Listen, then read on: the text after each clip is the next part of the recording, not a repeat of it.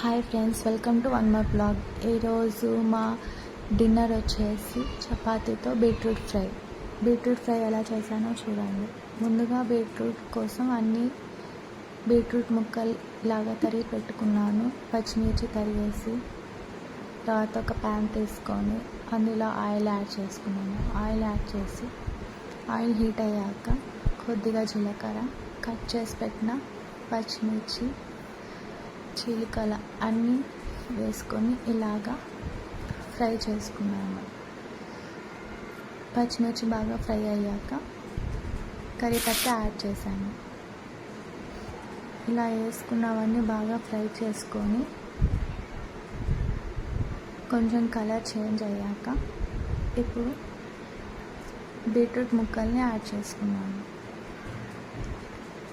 ఇలా యాడ్ చేసుకున్న బీట్రూట్ ముక్కల్ని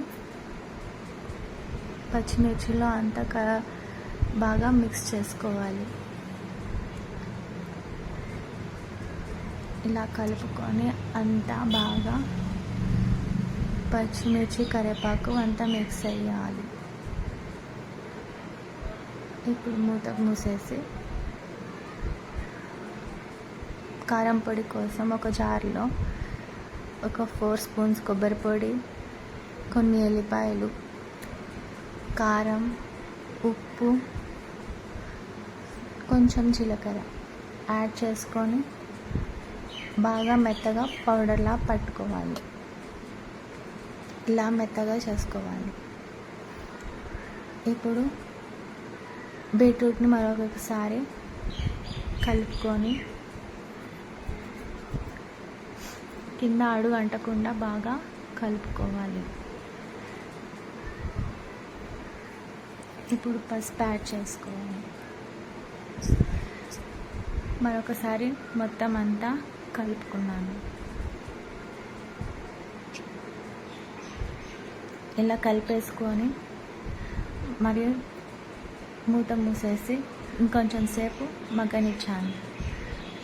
ఇలా బీట్రూట్ బాగా మగ్గిన తర్వాతకి